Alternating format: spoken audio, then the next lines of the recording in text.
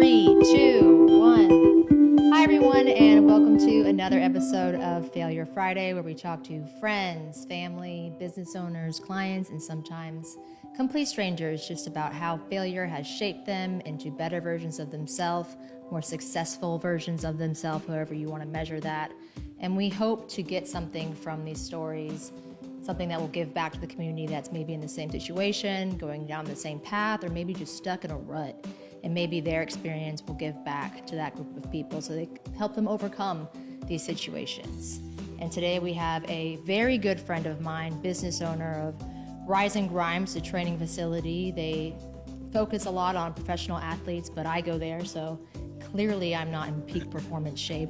But so they do entertain some of us normal folk.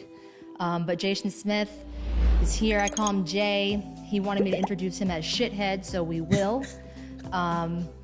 Jason, why don't you tell everybody a little bit about yourself and how you got here? All right. As mentioned earlier by you, my name is Jason Smith. I'm the owner of Rise and Grind Training, and just pretty much basically just got here by just hard work, going through a lot, believing in myself, not being wavered on what I would thought, but just only what I believed, and just adversity after adversity, and just being consistent and believing in myself. When did you first get into fitness, though? Because you're a pretty short guy. Was it because you were picked on? No, I got into fitness actually, in high school. Like, I did wrestling, I did track, played a little football, and after all of that, I went into the military. And in the military, I was a medic. So I started doing all the fitness stuff in the military and started going to school, and kind of it just fell into me as a passion. This is going to be a really dumb question. I feel like people are going to make fun of me for this. But because you were a medic, did you have to go through the same training as someone who had a more physically taxing job? Yes, I did. So I was a medic, but I was what they call a combat medic. So I spent a lot of time with the Marines, and I was stationed with the SEAL team a lot. So all those guys did was work out. Oh, wow. I didn't know that. There's a lot about your military history that I don't know about. So you got in what year, and when did you get out? I got in 2002, and I got out in 2010. Oh, so you did some time. Yes, I did. I didn't know that. Okay, so we live in Jacksonville, Florida, obviously. So what was your branch? I was United States Navy. Okay, makes sense. I mean, is SEAL, again, dumb question. The SEALs are part of the Navy? Yes. Navy SEALs? Okay. Yes. There we go. So clearly you didn't come out of the military and just immediately start owning a fitness gym. Correct. Where did you start? So when I got in the military, I knew that I wanted to be involved with helping some kind of way. And probably the dumbest decision I ever made was not knowing any better. I said, I met a guy in the DMV. I was getting some paperwork done, and he was a wrestling coach. And because I work out a little bit, he was like, "Hey, man, what do you think about coaching?" I was like, "Man, I'm interested in coaching." So some kind of way I ended up being an ESC assistant just to have a coaching job, which was probably the dumbest decision I ever made at that time, because if I'd have knew better, I could have collected unemployment from the military at a certain rate until I found a job that was secure, instead of making like $10 an hour. What? I didn't know that was a thing. Yeah. So explain that. Is there a name for that? They just call it. Are you talking about the disability, or are you talking about the coaching with the ESC assistant? So has that always been a thing when you get out of the military until you find a job? Do they educate you about that? Yeah, they educate you. Yeah, they educate you about that. But at the same time, you still get the same benefits as everybody else that had a job that you get paid prior to. So they would have held it for a certain amount of time. Maybe it might have been a month or 2 months until you found a job. But the military really set up a program to transition you into whatever your rate is. So like, I could have transitioned into going straight into the medical field, but I didn't want to do that. I had enough of that. I seen a lot. So I was like, yeah, I'm done with that. They didn't have any other transition process for if you wanted to transgress an industry boundary? Yes, they did. But at the time, I didn't know that. So I was one of those guys getting out, kind of like, you did everything. Okay, get out, go find it. So it's kind of like I was finding out on my own. One thing I've noticed just today, I mean, that was a little while ago, but today, a lot of people, when they get out of the military, especially people that come meet with me, is that there just seems to be very little education on their options afterwards. Like, it exists, but it's not like, you know, given to them in a packet when they leave. It just seems like they could do a better job at providing that information. I don't know. You tell me. Or are they just lazy? There's things out there, but usually when you transition out of the military, first of all, you spent half of your life, a majority of your time in the military, so it's hard to make that transition to back being a civilian again. There are programs out there that you can do, but it's just like the lack of education. Like for me, coming out, I didn't have anybody senior to tell me, hey, don't do this. You can collect unemployment till you find a job, or you could get into school until you find. It's kind of like you just out there and you just trying to figure it out on your own. It's kind of like you're in, and once you out, you out. Figure it out. Did you know Drika's his wife, by the way? She was also in the military. Is that where you met? Yes, that is. So did you guys get out at the same time? No, actually, she got out way before me. She got out probably like in 2004. Oh, wow. Okay. Did I she met her immediately... Go ahead. I met her in boot camp. I was actually in boot camp, yeah. And she was like a standout seller, and I saw her, and I was like, man, she's beautiful. So I told the guy in line with me, I'm like, hey, you know, go tell her I said, what's up?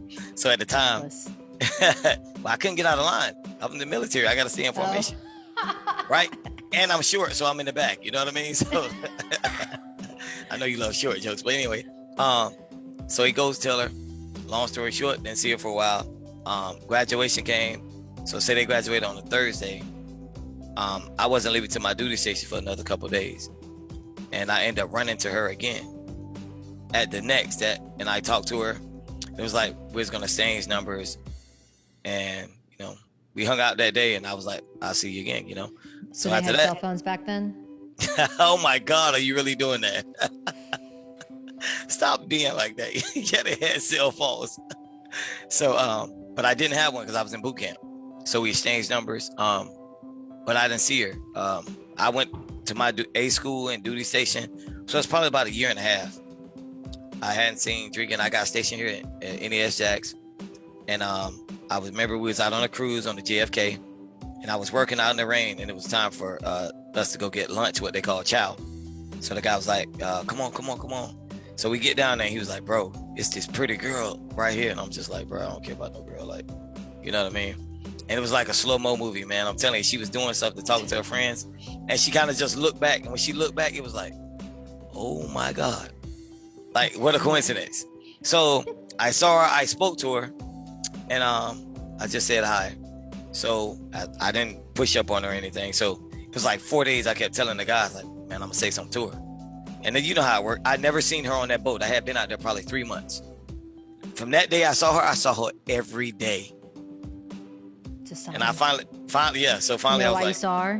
Why? Because she wanted you to see her. Yeah, I hope that's the case. So I went to talk to her, and I just couldn't do it. Every time I saw her, I was like chickening out. I was like, man, no, I'm not gonna do it. So one day I was just like, forget it. I'm gonna say something to her, and the rest is history. 18 years later. What'd you say? I don't even remember. Whatever it was good because, like I said, it's 18 years. We've been married 18 years. So. Okay, wow. I've never heard that story before. That was pretty cool. Okay, sorry, that was backtracking a little bit. So you got out of the military, you became an ESE assistant so you could coach wrestling. I'm guessing you're going to find out a way to segue that into the next stepping stone. Right. I did not want to coach wrestling. However, what I needed to get into coaching, what the guy explained to me is like, it's networking. So if you want to get to football, the only way you got to get in the system first. So the only way I could get in the system at the time is he had a position for me to coach wrestling.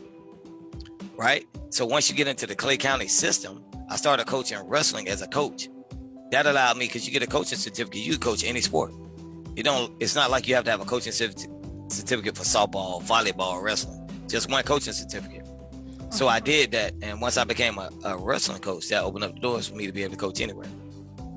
Anywhere in Clay County? Anywhere in Clay County, correct. Is that how it works for most counties? No, actually, I take that back. It's anywhere in the state of Florida once you get the coaching certificate. Wow. Right. You can coach anywhere in Florida, but I'm Clay County where I live, so I was trying to coach around here. Does it expire after a certain amount of time if you don't Right. continuously coach? Right. I think it's like 4 years. So how long did you coach wrestling before you got to football? The same year. Oh, wow. Okay. So I was coaching wrestling at one high school, and as I was at that high school, they were building the new high school in Clay County, which is called Old Leaf High School. It was the newest school in the county. So they hadn't had a football program, a coach or anything. So I interviewed with the coach about it. They didn't even have a weight room. So I interviewed and I got the job. So that got me into coaching. So that's where the strength conditioning thing kind of came in, because he wanted me to run a strength conditioning program, but they didn't have a weight room. So we would be outside doing military style exercises, trying to get strong for football, because the school it was brand new school. Is that where you made your name? I would say, I don't know, maybe. I mean, it's building relationships. I just really cared about what I was doing. I cared about, it's a passion for me. So I started training those guys. Then finally, they asked me my opinion about the weight room. We ordered equipment into the weight room, and I started coaching football there. So I coached football there. Then I skipped to another school, and probably 2 more schools after that. And then finally, I was like, yeah, I'm done with it. I tried Duval. It just wasn't for me. Why? Out of curiosity. Wow. A little different. I was spoiled being out here in Clay County coaching. And once I went to Duval, it was just the demographics a little different. The kids were a little different. They're a little tough, a little rough. What you say don't matter. Like, you tell them to do something, they'll like cuss you out. You know what I mean? Like, it was just different. It was hard. Wow. Okay. See, that's an area that, I mean, I have absolutely no knowledge on that. I wouldn't think that Duval would be much different than Clay, because it's not like they're far away from each other. These are counties that like literally kiss. Yeah, but they're very different. Very different. Is Duval have more poverty than Clay? Absolutely. I would say, well, of course, yes, Duval is so much bigger.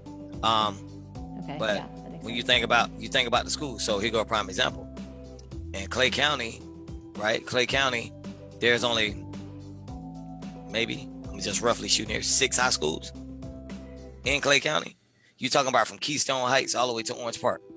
Now think about how many high schools in Jacksonville. I wouldn't even know. Exactly. Public high schools? Public high schools. I don't know. Guess, like, what is it, more than 20? Oh, absolutely. Really? I would think so. Yes, I would think so. It's up there. You got to think about just on the 103rd right there. You got West Side High School, which used to be Forest. You got Ed White. You got Lee. I'm just shooting off names here. There's so many schools in Duval, man. I'm telling you, it's a lot of high schools. That's crazy. Why Clay County schools only kind of really play Clay County schools, and Duval schools play Duval schools. Okay. So, but you did come over here and coach at some point. Yes, I went over to Westside. The first year, a coach that I was coaching with, he took a job and hired me to come over and coach with him at Westside. And I went through it the first year, and I'm telling you, it was very challenging. It was challenging, and on top of that, let me rewind that a little bit. I took a job because at that time, the ESC assistant wasn't paying enough money. Mm-hmm. So I took a job working in a Winn-Dixie warehouse. Wow. Yeah. And I'm telling you, man, that work was hard. It was very hard because it's production based. So you picking up everything that you see in the stores. You're trying to load this stuff up on a cart, drive around, on a forklift, and, wrap it all up. It was just too hard. And I was doing that at night and coaching football in the day. So as soon as I left football practice, I would go straight to work. How has your relationship with hard work been your entire life? Were you always a hard worker? Did you learn to be a hard worker in the military? The military. When I first got in the military, it was kind of like, it wasn't what I was expecting. I wanted to leave at boot camp. So I remember, yeah. That's so many people say that. Yeah, I wasn't ready for it. Like I'm there and I got my regular clothes, and the guy get on and start yelling. I'm like, oh, hell no. This ain't what I signed up for, right? They getting in your face, spit, like popping on you, you know what I mean? It's like, dude. And you can't punch him in the face because he's like 3 times your size. So, you know what I mean? It was a wake-up experience, and I kind of just fell into like, I just want to be the best. I just want to be the best. So that passion, military kind of got me disciplined and got me structured to where it was like, all right, if I'm going to do it, I want to be the best at it. So Okay. that's what got me going, and that's what got me all the accolades in the military. I was Seller of the Year. I got NAMs. I got all these awards. I saved a lady from a burning car. I got wrote up in the newspaper. Master Chief Bashir, you probably don't know him, but have you ever seen the movie Men of Honor? The diver, he had his legs cut off. Okay, well, anyway. That was traumatic. Whoa. Yeah, I was at his funeral, so I did a lot. Like I said, I became probably one of the best sellers, you know? That's awesome. So, I mean, there has to be something with what they're doing, because that happens to so many people that go through that. Like the military changes their mindset. I'm sure the opposite happens to just as many, if not more. But, yeah, I mean, that's just, you always hear that stereotypical story. Like you go to the military and you learn how to work hard, you learn discipline. well, for most of us, you know, you learn it like generational wealth, right? And for most of us, going into the military is like, okay, it makes you grow up. Like, okay, if we be honest, like, dude, I just got my first new car, like, in the military. You realize how much it can help you. You know what I mean? So, taste of money. right. Responsibility. Like, so when you leave boot camp, just being in boot camp, that's your first thing. The first thing they do is set you up an account. Like when you're in boot camp, they set you up an account, because you get paid while you're in boot camp. So you got to think, a lot of people going to military never really had a lot of money like that in their hand, and then you graduate boot camp and your account got like 5 G's in it, 4 G's in it.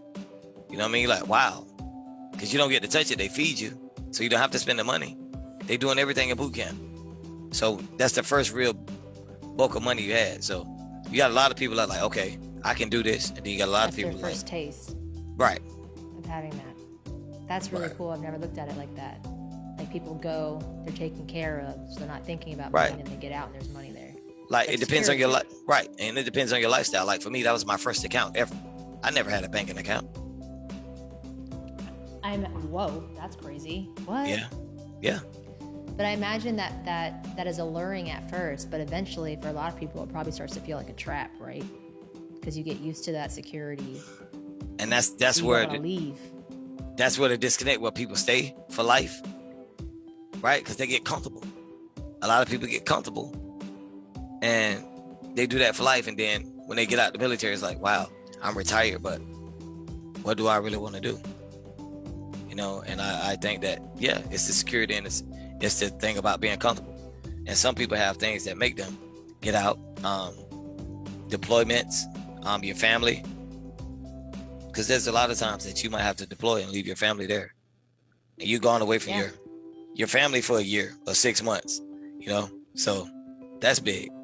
I have a lot of clients in the Navy, and it's like I feel bad complaining about when like AJ went to the Texans and stuff, because they'll be talking to me, be like, oh, you'll be okay. Because like their husbands got deployed for a year or something crazy like that. And they just get used to that. I also think that's the reason why there's a lot of infidelity in the military. Yes. What we call Jody. That's Jody. What it's called? Yeah, Jody popped the mailman popping up to your house while you're on deployment. That's crazy. So, but yeah, that's a real thing. And I mean, like, deployments really, being in the military is just like, when I was on deployment, it really helped you grow up. You start thinking about, it's crazy. So picture being out in the middle of nowhere at night, all you hear is the ocean. You know, you're looking at the stars, and you start thinking about everything that you did as a kid. Like the time your mom told you to do something, you slammed the door like, oh, I hate you. You know, all those little things, you start just sitting there thinking about all the things, and you realize how much you should have valued certain relationships and how you value people. You know what I mean? It just gives you a really different outlook. Solitary confinement. Yes. You think about everything. And when you're out there, if somebody writes you a letter, it's like the best feeling in the world, because you don't have anything out there. Like you might get mail once a month, and when they drop it off, you get a letter from somebody. It's just like, wow.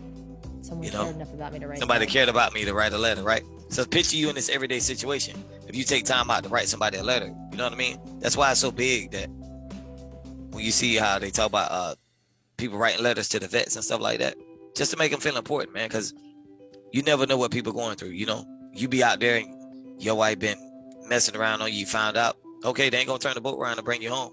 You just got to deal with it, and you got to be at work the next morning. You just got to deal with it. Think about it constantly. Right. Right. Heartbreaking. Sorry, we're toddling back and forth, but which was harder, coaching in Duval County or being deployed? Absolutely being deployed. Being deployed. Absolutely. So the first school you coached at, I guess in the infancy of your career with coaching, were you able to make real connections with people that you still talk to today, that still come to the gym today? Or did that come later once you became more confident? So the wrestling coach, he still actually come to the gym and bring his kids from time to time. The same wrestling coach that I met when I got out. Really? Yes, he does. As far as building relationships, it's just different because in Clay County, let me just give you facts, all right? So in Clay County, the guy that got hired at the school, he was the first black man ever being hired as a head coach in Clay County. The first African American. Where? When? When you were coaching? Yes, at Oak Leaf High School. He was the first black man. You know how long Clay County been around? So he was the first black guy. He had the job a year. They got rid of him. So where'd he go? He just stopped coaching and put a bad taste in his mouth. Oh, damn. So now when you go back and you look at it, it's like, okay, it's only one more. Well, recently they just hired another black guy in Clay County. He just got here, but there hasn't been a lot of African American coaches here. So that put it kind of bad. It's all about who you know in Clay County. Yeah, it don't matter about your experience. It don't matter about your experience. You could be the best coach ever, but it's all about who you know. It's the good old boy network, as we call it over here. Yeah, I've heard that a few times. Yeah. When he was hired, were you working underneath him? Where were you at? I was still working at the high school as the ESC assistant. So I would leave school when they got out to go over to the school to coach with him. Now, once the school opened up, I became an ESC assistant at the school, and I was dealing with kids with autism behavior. Yeah, that would be hard. Yeah, I didn't know what I was getting into. So when a kid starts smacking themselves and screaming and coming to hit you, I didn't know nothing. Or you just walking down the hall and they just scream, and fall down. I was like, what's going on? They didn't train you? Safe crisis management? Yeah, but that's later on. They get you in the door. You got the job, they need you on the first day of school, you walking the kid to school and he just turned around and slapped the hell out of you and you what just happened? You for real. And then you start to learn oh my God, they really have autism. But along with that, I would say that there was some good times with those kids. It was some good times. I met a kid that had a savant autism. I guess it's different spectrums of autism. Mm-hmm. And this kid can quote 3 Little Pigs. That was his book. 3 Little Pigs. And you can literally say, hey, tell me about 3 Little Pigs. And he'd be like, once upon a time, there were 3 little pigs. The story verbatim, without a book. Wow. I've seen a kid that can take clay and just make a sculpture, just with clay. Wow. But don't talk. And these kids are older because it's high school. Right? Oh, yeah, they 23, 19. Oh, my gosh. Not a lot of verbal. They do a lot of sign language. But then you had the behaviors. The behaviors, you're just dealing with kids, you get them off the bus and you're like, hey, excuse me, kids, excuse me. And regular kids, they don't want to move. So you get them off the bus, you let them go walking. Guess what? Hey, don't take but one. And after that, you ain't got to worry. When you get them off the bus, the sidewalk clear, Jesus coming, because he'll smack the hell out of one of the kids. That would be so hard as a parent, though. And I bet you see a lot of kids in those types of programs that just don't get the attention that they need. It's hard. It's hard because you got to think, if as the assistant, it was you and the teacher and maybe one more assistant, but y'all got 6 kids. I couldn't imagine. And it's bad. So you did that. So is the requirement less for you to take that job so that you can get in the network for coaching? Yes. So you didn't need to have a teacher certificate or none of that. You could just walk off the street as long as you got a good background. You can get in there. Okay. That makes sense. So that was your in. Right.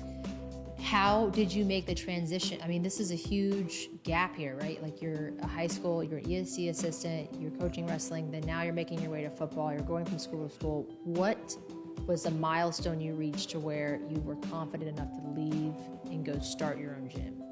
And what did that look like?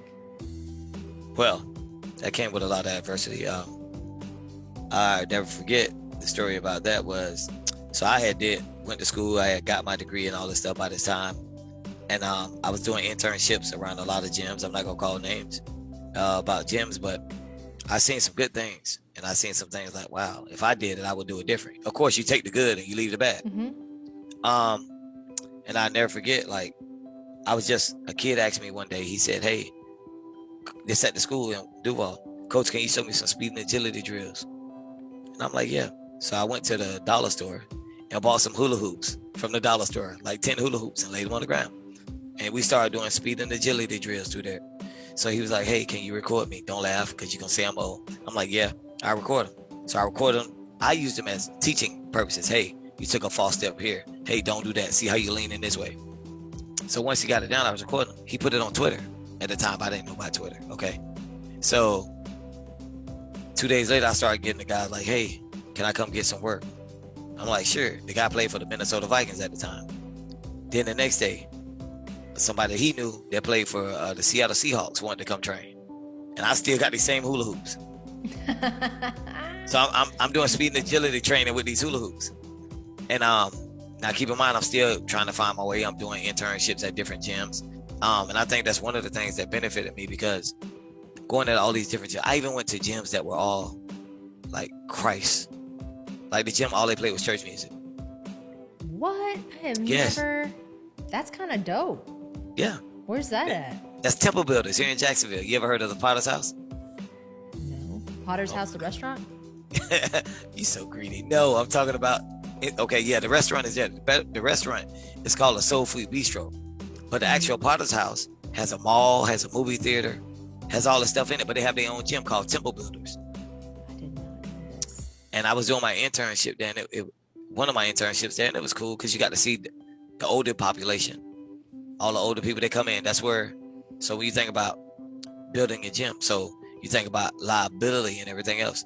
That was the population you get. So Temple Builders, they had a regular gym, but what keeps them afloat? It was okay.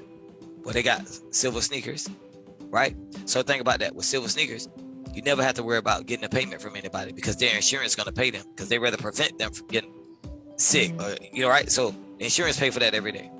They had silver sneakers. They had pool water aerobics, all that stuff. So every day you would see the old ladies coming there doing that kind of stuff. And they played church music while you work out. It was just slow. It's like you look at your watch and you feel like you've been there 3 hours and it's only been 2 minutes. No. Yeah, that's so different than the vibe at your gym. Yeah. So different. I will say, I talk about this so much on this podcast, is that the most value you're ever going to get when you're pursuing something you want to do is to work in that field first. I know younger people specifically don't want to hear that because they want something like right now. But the best thing you can do is do what you did, is go and work underneath someone, whether you're paid or not paid, and learn. I would argue it's more valuable to learn what you don't want to do than what you want to do. Correct. So Which, that sounds like you did a lot of. So I even went to like the rehab centers, because man, it was amazing. I seen a guy that was paralyzed. They put him in a robot and they kind of help him walk. Like all the stuff was amazing. Like I did that. And I've been to sports places. I've been to regular gyms. I've been to nursing facilities. I've been in hospitals, because in hospitals, when people have heart, right, or any kind of injury, when they starting to recover, you got to bring them into the gym. So the gym, hospitals in the gym, you can work in that field. So I've been all around to see, was this a specific program that you were in that helped you with these internships? Like what? Yes, I was. What's that called? Exercise science. I was an exercise science major. Your college. Yes. Oh, that's so cool. Yeah. So then you, within your major, you pursued, how often were you switching locations? I stayed here. Matter of fact, it was right here in Jacksonville. When I first got my bachelor's, it was right here at Kaiser University in Jacksonville. Mm-hmm. And that's where most of your veterans going to go to a school like that, because it's beneficial.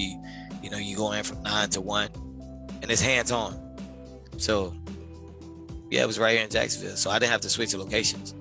But every time you did an internship, you had to go work at that job, and you worked for free. Right. How often was like your time span at that one, like at Temple? Oh, you had to go up a month. Okay. A month. Everywhere you went, you worked for a month. Oh, yes, it's a lot. I mean, it's a lot. You learn a lot. I mean, you realize some people are going to say, hey, just do this. And keep in mind now, I did this. I already studied it. I already had associates in that and stuff. So I kind of knew when I was going to an internship, I knew right and wrong. You know what I mean? You going some, you know, right and wrong, but I'm not going to correct anybody on stuff I see because it's their business.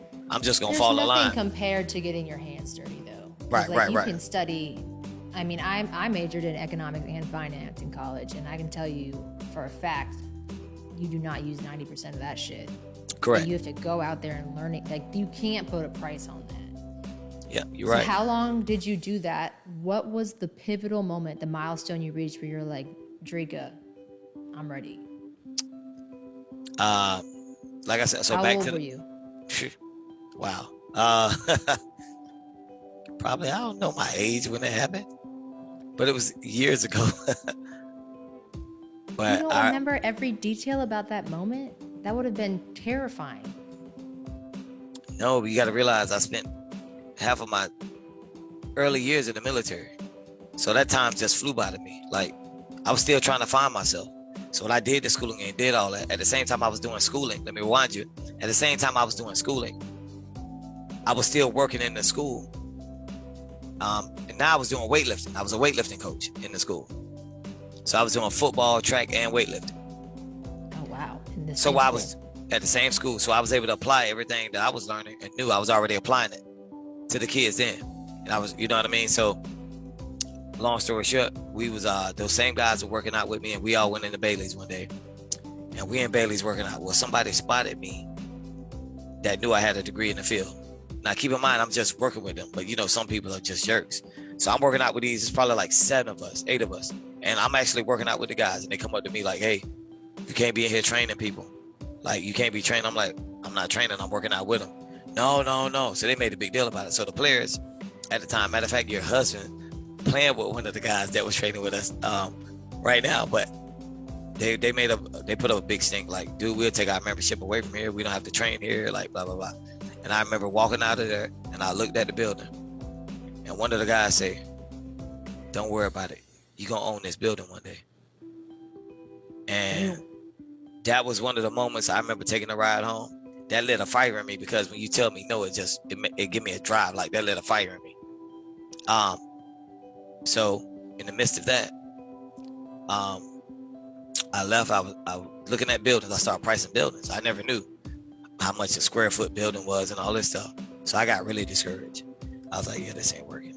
I came home, was kind of frustrated, and my wife, man, that's my rock. She sent me a picture of an empty building.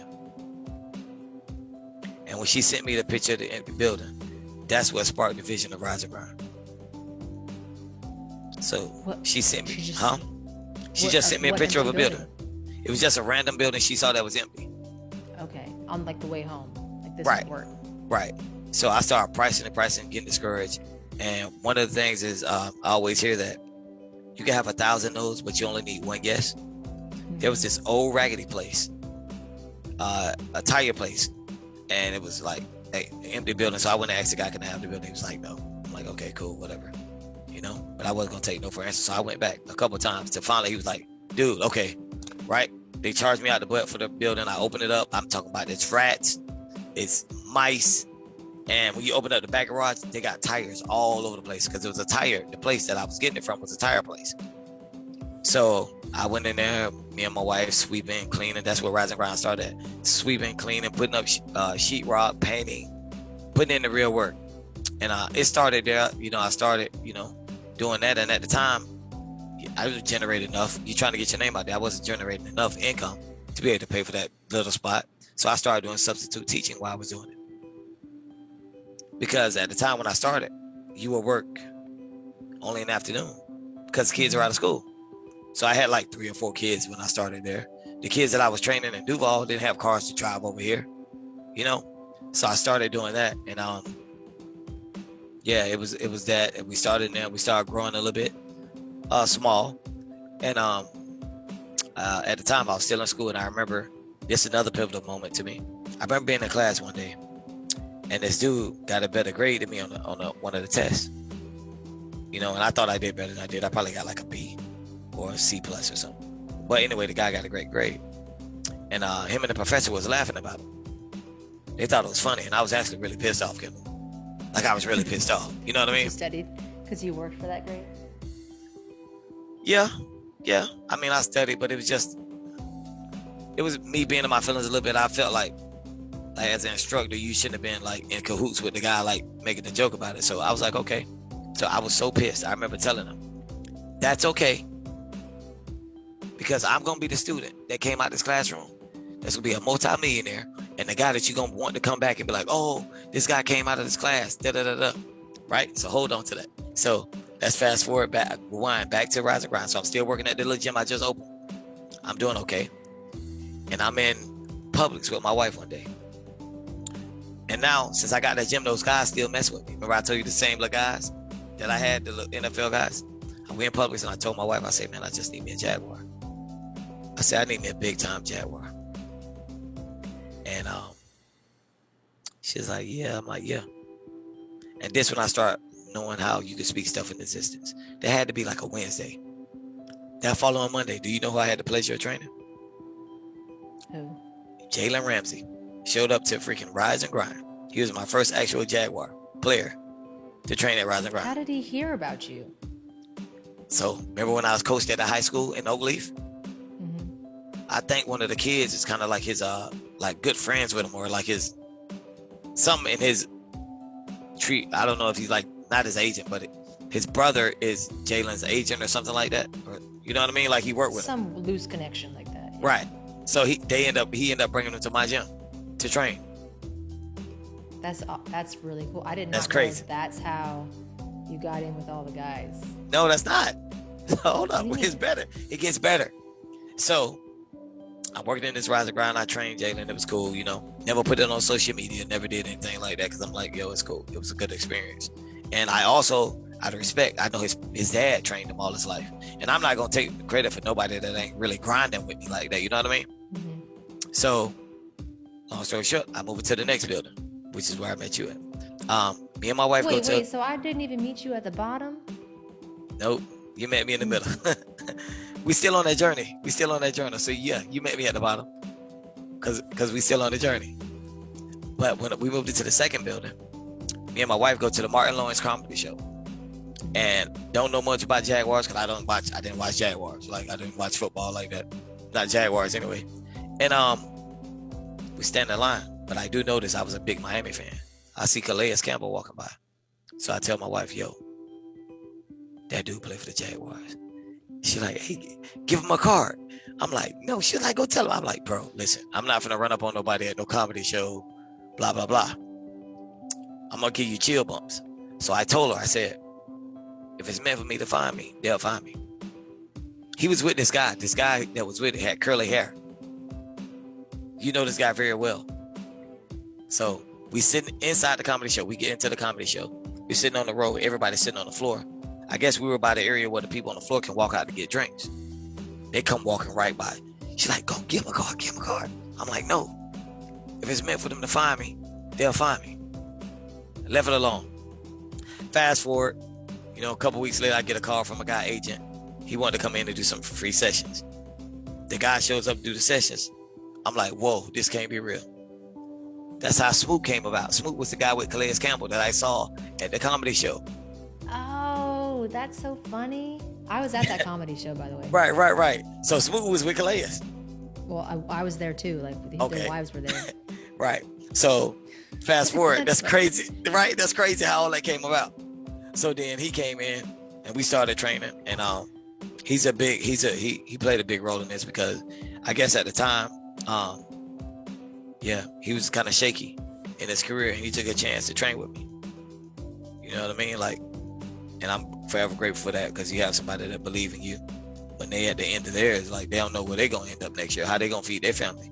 And for them to believe in me, and then he bring everybody else. So that's how I met you. I'm like kind of mad at you though that you had the attitude like yes, there is something to say about if you put it out into the universe, it comes back. But then like there's part of you that's gotta be a go-getter and just go like lay the card on the table. That's not you though. I will say that's not you. You're the if it's meant to be, it's gonna be type of Right. I can't get too high, get too low. That's just the way I live my life. I don't get too high, get too low. I kind of try to stay, focused on the present. A lot of times people tell me that I don't take time to enjoy the moment. So if I take you back to the old Rise and Grind, when I told you it was tires back there, I put a net up and it was tires back. I used to always keep it closed. And for some reason, one day I was listening to TD Jakes on the radio, and he said, sometimes you got to see a vision. No matter what it look like, it's your vision. You got to see it. You can't expect nobody else to see it like you because it's your vision. And for some reason, that day, I opened up the back and I started looking at those nasty tires back there. So when everybody came in, they saw nasty tires. Guess what I was seeing? The rise and grind that we at right now. It's exactly what I wanted. The turf field, all that, I was seeing that. So that vision that when the people was looking at tires, I was looking at that. That's really, I'm a really big proponent of visualization. I spend a lot of time every day visualizing what I want. So much. And there's been so many studies done on how that plays into materializing actual things. That's an actual tool you can use. It's just spending time. Every morning when I get in the shower, I sit and I spend at least 5 minutes. I just close my eyes and I think about what I want. I think about what I want about that out of that day. I think about what I want out of that year. I think about what I want out of the next 5 years, 10 years. And I think that is something, it's an easy tool that everyone can do every single day. Yeah. Because then shit happens. Right. Even it doesn't even have to be about a business. It can be about a girl. It can be about a man. That shit is real. Right. What in that whole process, because you really like boiled down a lot of time into not so much time. What was a major failure looking back now that played a really big part into who you are today? If you had to pick one or two, like a really big gut-wrenching failure, maybe not even related to the health industry, that made you better, that someone can learn from. Well, since you brought up through all that process, just being busy, working, I say one of the biggest things that probably affected me that I wish I could change and I can't is I lost my mom during that time, and that was like a blow because she used to always call me while I'm training, and I'd be like, yo, like, I'm not answering this phone. Why she calling me? I'm working. Like, God, leave me alone. Like, you know what I mean? Yeah. So I never answered the phone when she was calling. Every time I saw her, it's like, okay, I'll call her later. Then I get off work, I don't call her back. And that really hurt me, man. That losing her, man, kind of. Were you close with her? I'm assuming you were close with her, but you're also talking about ignoring her. Yeah, I mean, because I'm not saying ignoring, it's kind of took it for granted. Like, the military had me so. When you gone from somewhere so long, like, that was my mom, but I had to gone for her forever. It's like, that's my mom, dude. Like, I call her back. Like, I'm gonna call her back. You know what I mean? There wasn't a sense of urgency. Right. And now it's like, I wish I can talk to her. Yeah, man. Like, I still got her voicemails on my phone. I won't delete them. Yeah. But at the same time, good. The person I am, you know what I mean? I mean, I was at work when they called me. I wonder, were you there? No, you started training me after she passed. Okay, so I was in work. I literally texted you. I was like, hey, I need to get in shape. It was right after I had artists. Oh, yeah, that's right. And you were like, I can't do it right now. My mom just passed. I need a couple weeks. Yeah. So I was actually in Rise and Grind when they called me. I stepped outside. Bam, got the news. Took it in the chest. Turned around, went back into work. Right back into work. Finished up all my sessions that day. My wife always said you never really grieved on it, but me, I'm just like, it's like, bro. You haven't cried about your mom passing? Yeah. I mean, Jason. I mean, listen. Not like physically like break down, cry, but I mean, I shed the tears, but I know I got to be strong, man. Like, my dad raised me to be strong. For my family, for everybody. I got to be strong for my dad. No one needs you to be strong. People need to see you be vulnerable so they know how to process their own bullshit. Right. But at the same time, like with me, one of the reasons I didn't tell anybody and deal with that because I didn't want anybody's sympathy, man. I'm good. Like, just in my mind, it's like, oh, I'm sorry. No, you're not. You didn't know my mom. Like, I deal with it how I deal with it. But they know you. Right. They love you. Yeah.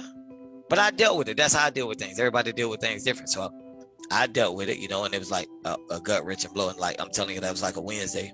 And like Thursday, I'm down south getting my dad, because my dad done had 2 strokes. So he's can't use but one side of his body. So I'm down there getting him, bringing him back to my house that wasn't expected. And then, the next, I'm here for a week. I'm picking out caskets. My wife, man, she was there. She did all of that, man. She found all the paperwork. She did everything, man. She was amazing during the process. Shout out to Drake. Yeah. I'm telling you, man, it was life throws some crazy stuff at you. Like, I'm down there and I'm down south. I hadn't been home in years because, I was in the military. I ain't been home in probably 15 years, right? And my aunt asked me, she was like, when her friends came over, she's like, hey, when the last time you seen Jared, who was my childhood friend? I'm like, man, I ain't seen him. It's been 15 years since I've been home. I ain't seen him. So I go to the funeral home, get myself together, because I'm like, okay, I got to go view the body, right? Because we having a funeral. So I got to use the restroom. So they like, hey, yeah, you can use the restroom down the hall and back. I'm like, ooh, I ain't going back down. I go find the restroom. I'm scared. I ain't going back there. So I leave out. I go across the street and I see this guy looking at me. I'm like, today ain't the day, buddy. Like, it's not the day. So I go use the restroom and I come back and do like, Jason. And I'm like, it was the dude, Jared. You were not at the funeral home, or you're at the funeral home? I was at the funeral home, but I walked across the street to use the restroom because I wasn't going in the funeral home. And he would happen to be across the street at the store and saw me. The same dude I hadn't seen in 15 years who they had just asked about. Literally before we left the house. Telling me. That's weird. You know what's weird? Did he come with you back to the funeral home? No, man. No, I just said what's up, and kind of kept it moving. What was really weird is my mom really liked butterflies. They still creep me out. So I had my dad for a week. We locked up the house and everything. We went back because I had to go view the body. Right? I unlocked the door to let him in the house, and the butterfly flew out the house. Ooh. Yeah. So is that your mom's thing, butterflies? That's how you know that she's there? Yeah, but I ain't ready for that. Like, I don't deal with that too well. So my dad was like, hey, you gonna sleep in there? I'm like, nah, bro, you got it. I'm going to a hotel. What? Why? Oh, okay, let's talk about that. Why did you process the symbolism of your mother as something that you didn't want to be around? It ain't that, man. I'm just like, yo, like a butterfly really just flew out this house. I'm not staying here, bro. I'm not. I'm not doing this, man. I'm not. I love my mom. You understand? But if she show back up, we got problems. I'm out. I'm not gonna sit in. Oh no, I'm gone. Do you think? Serious question. Do you think that being emotional is weakness? Absolutely not. Then why do you come off like you view being emotional as weakness? I don't view it as being weakness. Just because I didn't boo-hoo cry at the time, man. It was like, okay, like I was there. I'm in the funeral. I shed my tears. Like I got a tear rolling down my eye. I'm stopping it. I ain't boo-hoo crying.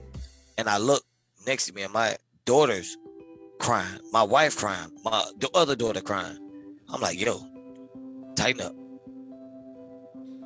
What if they were crying though? Because seeing you emotional was so beautiful. I don't think so. I hope Rika's listening. Yeah. Have a conversation about this. Just seeing my daughter cry, man, it's just, and you wouldn't understand, from a man perspective. But AJ would understand, like just something by me, and I'm sitting there, I got a tear rolling down, and I see my daughter, who I never, like my daughter's crying. I'm like, yo, get it together. Yeah, but I think AJ would, because AJ's the same way as you in that respect. Like, so it was kind of emotion out of him is really difficult. And I think I didn't cry either because like she was so proud of me, and like just hearing all the things that she told people, is like I was a superstar to her. So my mom, I was her only kid, and it's just like, and it's not my real mom. Oh yeah, illustrate for the audience kind of your childhood background real quick. Okay, so when my mom had me, she was a teenager. I think she was 15, 16 years old. She couldn't take care of me, so she gave me away to her aunt. Her aunt was married to the guy that I know is my dad. She died when I was 8 years old. But they made a promise to each other that if something happened to one of them, they would still take care of me. So once she passed, my dad remarried, who I knew as my mom. And they raised me all the way up. I got 10 brothers and sisters. I know my real mom. So yeah, I'm the oldest boy. I got a sister that's older than me, and all the rest of them fall under me. But the woman, the angel who passed, was not your biological mother. Right. It was someone who just saw you and loved you and raised you. And I was her only child. She never had kids. I was the only child. So. And the father that you're taking care of now is not your biological father. It's this. Nope. It's your uncle. The same guy that took me in, that raised me. Right. He's your uncle. He was married to your mom's sister. Uncle-in-law. I don't know how that worked, but yeah, I never really got deep into it. I just call him pops. But it's somewhere down there. Yeah. Right. But it's just cool because people who weren't biologically obligated to you took you and made you and loved you by choice, which I think is really cool. They say you can't choose your family, but they chose you. Right. So that's why I'm like, I don't know. I just look at things different. Maybe my childhood made me look at things different and the things I experienced. So that's why when people say, "Oh, I didn't grow up with my mom," or "I didn't this," like, bro, like, stop having excuses. Stop having excuses. You ain't the only one in the world that had that problem. Instead of saying I can't, say how can I? Like, figure it out. Isn't it fascinating how trauma affects different people differently? I mean, like, so AJ lost his mom at a very pivotal age too. I think he was 16 when his mom passed away tragically. And just for him, that was a driver. Right. And you see other people, the same thing happen. They use it as an excuse. A crutch. And you know what spooks me out is that you can ask me what I ate last Thursday for dinner, and I can't remember. But the night my mom passed, my first mom, like, I'm like 8 years old, I can tell you exactly what she had on, what we ate for dinner that night, what we watched on TV. I can remember all of that. Did she pass in front of you? She had a heart attack, and I remember I was asleep on the couch, and I remember them taking her out. They cut her gown open, and it was working on her, and I was sitting there just looking like I ain't trying to figure out what's going on, because I just woke out of my sleep. But I remember that night before, there's nothing that bothered me. That night, she made stew. We had stew, and we was watching a Cosby show, I believe, and she told me she was eating. She was like, "Can I go fix her some more?" I'm the youngest. Her and my sister, all of them, and I'm like, man. So I go in there, look here, get on the stool, go to fix the stew, but I'm pissed off. So I slapped the spoon down into the thing, and the gravy hit me in my chest. So I'm like, oh, trying to get it, but I remember all of that. That's crazy. But I can't remember what I ate last Thursday. And you'll remember that the rest of your life. It'll be one of those memories that you probably thought about on the ship when you're looking up at the stars. Yeah. Probably replayed that 100 times in your head. Man. I have some weird memories. I have weird memories like that where I just think about them randomly. Okay, but when your mother passed and when I started training with you, you had already established a pretty great brand. How did your mother's passing project you forward even more? Whew. Okay. Here we go. Okay. So at the time I was looking at another building. Didn't want to go to a bank and get a loan or anything like that. So first of all, I was like, man, when I sat at the funeral, everybody talked about how much she loved me, how much she believed in what I was doing, how proud she was of me. They said that all she talked about was Jason. So that made me feel like, dang, man, like, she really, like, was talking about me to people. Like, it was stuff that nobody would know but her. And it was like, she was proud of you. When I made the newspaper and all this stuff, it was like, wow, like, she was really down there telling everybody. So people don't even know me. They was like, I have never met Jason, but all I know is all she talked about. So that was one in itself. So to get into this building, my mom may have a big life insurance policy and stuff like that, but I needed, I'm just throwing a number out there, say like I needed like 10 grand, right, to secure the building. And it's crazy. So I was like, okay, trying to figure out if I'm gonna go to the bank, and drop 10 grand to get into business to move it to the next building. Well, when they cut me the check was the exact amount I needed to get into the building. Okay, so when things like that happen, do you get emotional or do you get motivated? Or do you Motivated. Because I'm like, man, my mama, man, like, all this working like this, I can't fail. Fail's not even a thought to me about it. Like, at all. Like, no, I can't. Like, I feel like she sacrificed, and how all that just lined up like that, No, it's definitely happened because it was supposed to happen. I think what you're doing, and you're also, for people that are watching this, he is also incredibly talented. Like, this guy will find a piece of floss on the floor and he'll come up with some weird fucking drill thank you. that makes you sore for 5 days. Like, he's just really, I never thought before working out with him that someone could be just naturally gifted at what you do. I mean, it's probably the same way people think about like what I do. It's just like, no one's naturally, when you think of naturally gifted, you think of drawing, singing, dancing, artistic forms like that. But I can honestly say the reason why we still fuck with you so much is because you're good. It just comes naturally to you. It's like it's an art form. Thank you. I appreciate it. That in combination with just, I think a lot of what's happening to you, it really is destiny. And I think it's a beautiful process, and I'm really happy I get to witness it. This experience you had with your mother's death, I comparing it to other people's failures, everybody's failure looks different. It doesn't have to be death, but with you experiencing that and the takeaways you receive from it, how can your experience help someone that's starting out in the same path as you? Would you recommend them interning? Would you recommend them? What would you do differently to get you to the same outcome? As far as opening a gym. I don't think there's anything I would do different, because for me, one of the things that I feel like makes me is being able to process the process. Let me say that. So being able to process the process. Okay. Right. So what I'm saying is, like, people, like you just said, people want instant. I started, I bust my butt and I grind. I started and bust my butt and grind and just kept grinding. Process. It ain't happen fast. It's a whole process. And I feel like that I value that more, the experience of going through all that. I value that more than somebody that, you know, somebody might just get blessed with, oh, he go $250,000, open your gym. You know, How much cash did you have when you first left to open your gym? Oh man. Cash on hand. I don't know. Not a lot. Guesstimate. Remember, we're trying to help people.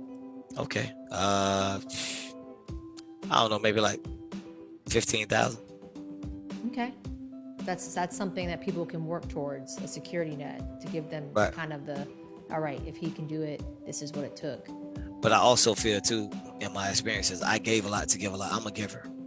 I gave a lot to get a lot. So like, I mean, there's people that couldn't pay for sessions and I still train them. I would say this is one of your biggest inadequacies, because I see it in you, because I have it too. Like, we are just too, it's great with people that appreciate it and they respect it and they give back, but people see you and I and they find out that we're givers and they just leech. Yeah. And I had to learn that. I mean, I learned that. I had to learn that, but then one of my other things was I have to know my value. I know my worth, but I also want to impact people. And one of the things I said when I came into training is that it's a term I used when I was at other gyms. I saw that people always wanted the pie. So what I mean by that, the pie, is people wanted somebody like a Jalen Ramsey or Trevor Lawrence, somebody already established. For me, I had more value. I said, you give me enough crumbs, I'll make a pie. And that's always been my philosophy. Like, you give me enough crumbs, I'll get a pie. I can get a pie. Because you try to get the whole pie, that's all you get. With these crumbs, I might get 6, 7, 8, 10, 20, 50 pies. So, you know, it's like caring about that. It's crazy you say that, because you feel it. You feel it when you go in your gym, and there's all these athletes that have been working with you since they were children, and they're coming back and they're 15, 16, 17, 18 in their 30s, and they're still coming back because you've impacted them. You've become a part of their journey, that they'll bring their kids. Like, you've created a generational network. It's really cool to see. Yeah, thanks, man. I appreciate it. I don't see it like that. See, I never see it like that, because I'm always so locked in and so, you know, like, driven. Yeah, you know, I would argue that, and this is similar into my industry. Like, of course, like when a lot of financial advisors, when they first get started out, they want to work with professional athletes. They want to work with the actors and the famous people. But the professional athletes are my least favorite client. I mean, shout out to the ones that I have. I appreciate you. They're the ones, the ones that you build who didn't have anything, or you help them get to the next level, those are the ones that I'm getting invited to their weddings. They're bringing their kids in. They're wanting to come on the podcast. They're the ones that show the most love, and that's why I do what I do, is for those people. I know that in your area, it's probably even more beneficial to have a professional athlete, but I can't broadcast the athletes that I have. You can you can use it as marketing, but I don't know. That's, for me, that's the most rewarding people to work with. Yeah, I love my kids, and the guys I got, man. I gotta say, man, God couldn't have blessed me with a better group of guys, man. Like, the guys I got, man, just so, like, down. They not snobby, they down to earth. And Rise and Grind ain't meant for everybody, you know what I mean? But the guys I got, when they leave Rise and Grind, you know if you know how we work in Rise and Grind. So I couldn't have had a better group of guys, man. When I got a 6-year-old trying to tell a guard like AJ, hey, this how you do this drill. No, you did this wrong. Do it this way. It's a family. And that's what I love about it. It's family, man. Because I got a 6-year-old that don't mind telling a pro guy what to do. I got pro guys that walk in the gym that when they go to Win Dixie, everybody running up to them trying to get autographs. And I got kids that walk in there and see him like, "What's up, AJ? Oh, what's up, Smooth?" And they just keep going like it's nothing. Yeah, because they work out with them. Right. I mean, I would go in there at 6 a.m. and you'd have little kids working out. And it's cool because you just see them. I'd catch them just staring at them. Like, what a great experience for them to be working out next to, like, someone who's doing their dream. Like, they're just soaking it up. Like, that's so dope to them. Then they go to school. Like, oh, guess who I worked out with today? Right. And they don't act like it's a big deal there until they leave. They're like, dude, I can't believe I just worked out with, you know what I mean? Mm-hmm. So it's just cool, man. It's a blessing. But I tell people all the time also, it's like the iceberg effect. Like, I'm not done with the iceberg, but people see and they're like, wow, you get to do this, bro. You got your own gym. You your own boss. And it's the iceberg because they don't know all the hell you went through to get to that point. No, and they don't know that we both have so far to go still. There's still so much to learn.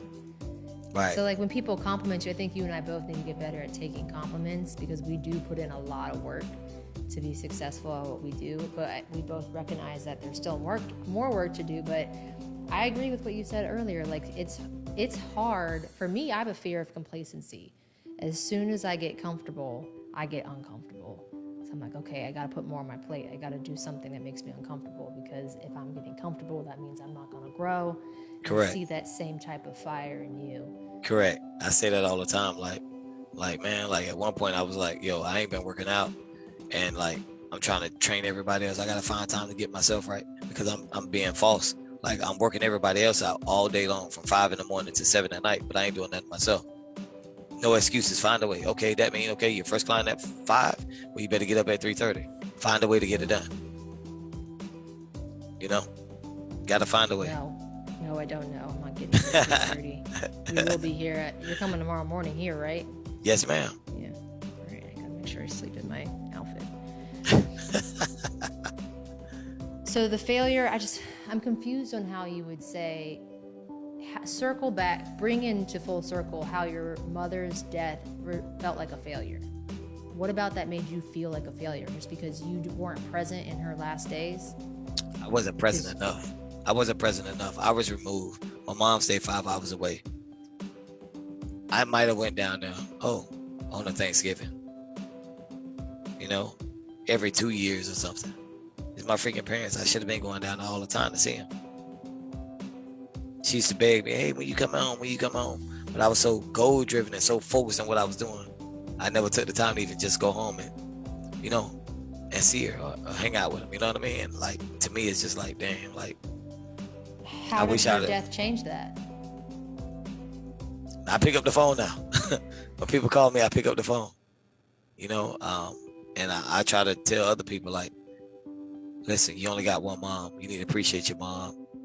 Like, I know you might not see the eye to eye, but, your mom love you, like, talk to her, try to work things out. It's not that serious. At the end of the day, no matter who in the world against you, your parents are always going to be for you. So I do a lot of trying to, just give me a different outlook, just trying to help other people. Well, it also sounds like you needed to develop a healthier balance between family and work. Absolutely.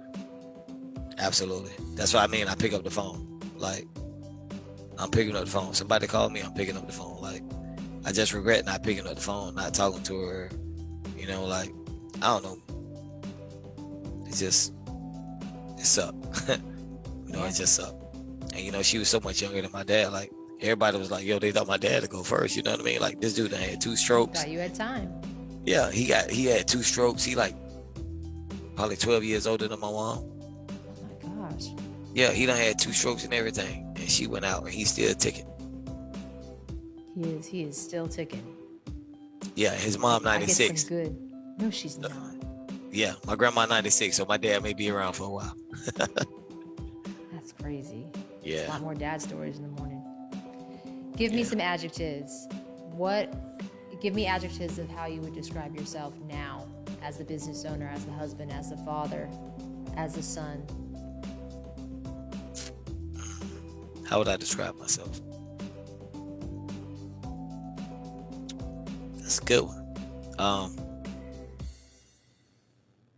I just gotta have balance. I really have to have balance with what I'm doing. I gotta know when an adjective.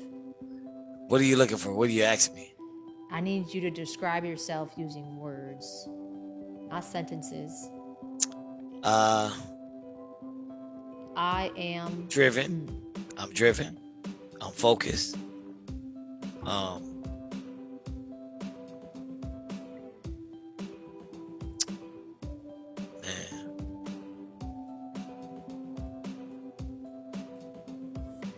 You stuck me right You're now. loved. Yeah. I'm loved. You have a lot of love in your life. I'm driven. I'm focused. I'm loved. I'm goal oriented. I'm not selling for less than I deserve. I'm just a grinder. The name say it all, man. I'm just a grinder. Identify with that. You're a grinder too. I'm definitely a grinder. Yes, you are. And it's hard because we're living in a culture today that's all about self. And I'm not saying that's bad, but it seems like everything you see on Instagram and social media is do what's right for you, put yourself first. But I've always felt like, and again, I could be wrong, but I have always felt like, yeah, you should care about yourself. But if you say you're going to do something, if you have people in your life that you value, even if it's at the expense of you make time for that shit. And I see that a lot in you. Like you are going to look out for people first before yourself in most cases. Right. And I value that because I'm a giver. Yeah, we live in a world where everything's about me, yo, soy, and it's cool to recognize someone else that thinks the way that I do. Yes, it makes us a prime doormat sometimes, but you learn through experience how to cope with that and how to combat that. I'm working on that. You've had more time than I have since you're so old to really process that. I can't deal with you, man. You're so funny. See, this wasn't that bad, right? Nah, not at all. This is what it was going to be? It's just a conversation. No, but you're making it like I'm 71 on here. Pretty close. Any old who. How can people reach you? What's the best way to contact you if people want to collab with you, if they want to come train, if they have a question? Can you make yourself available for people? Absolutely. Tell them to hit me up on Instagram, Rise and Grind Training. They can always find me on Instagram. All the information about booking sessions, my contact information, everything's on Rise and Grind on Instagram. You can find me. Currently working on the Facebook because it got hacked. So they're trying to fix that problem now. Oh yeah, fuck the person pretending to be me. Fuck you, bitch. Yeah, I seen that. It was scary. So fucking creepy. Yeah, you got to realize it's creepy too. Yeah, Facebook got hacked. But I don't run it, so it got hacked. I'm just like, okay, whatever. Is there a link to schedule on the Facebook page as well? Yes. Okay. Yes. Okay. Cool. Well, we'll make sure to put that in there for you. Again, thank you so much for coming. I will see you in about 8 hours. All right. Thanks for having me. I really appreciate you. Thank you. Thank you. Thank you so much. Night. Good night.